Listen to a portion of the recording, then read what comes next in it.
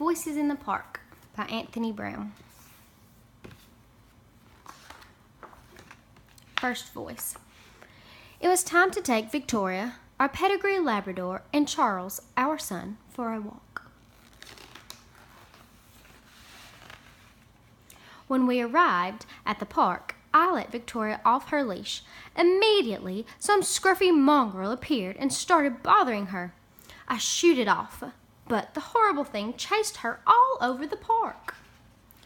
I ordered it to go away, but it took no notice of me whatsoever.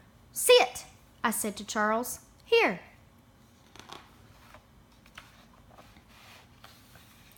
I was just planning what we should have to eat that evening when I saw Charles had disappeared. Oh dear, where had he gone?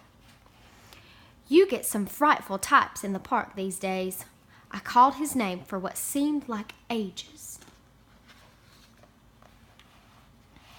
Then I saw him talking to a very rough-looking child. "Charles, come here at once," I said. "And come here, please, Victoria." We walked home in silence. Second voice. I needed to get out of the house, so me and Smudge took the dog to the park.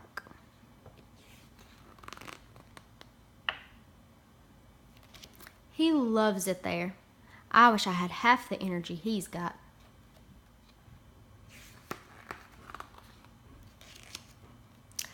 I settled on a bench and looked through the paper for a job.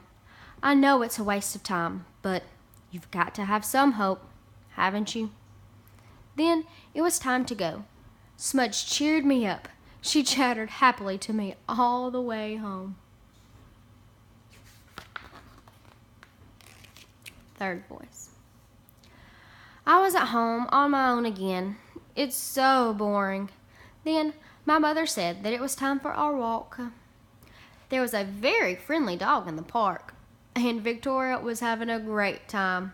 I wished I was. "Do you want to come on the slide?" a voice asked.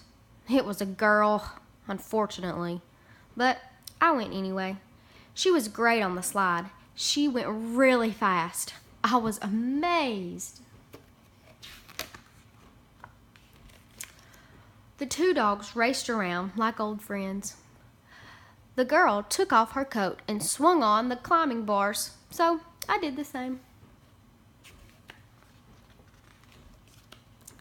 I'm good at climbing trees, so I showed her how to do it. She told me her name was Smudge. A funny name, I know, but she's nice.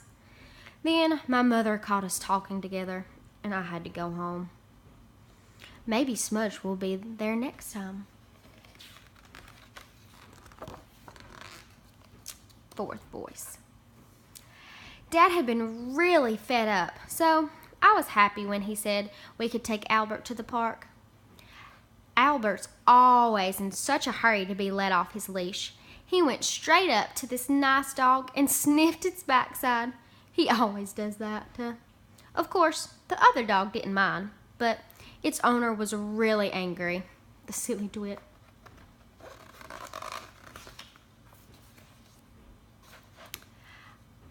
I got talking to this boy.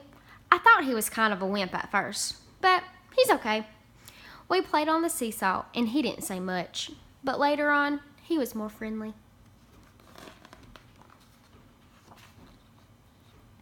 We both burst out laughing when we saw Albert taking a swim. Then we all played on the bandstand, and I felt really, really happy. Charlie picked a flower and gave it to me. Then his mom called him, and he had to go. He looked sad. When I got home, I put the flower in some water and made Dad a nice cup of cocoa.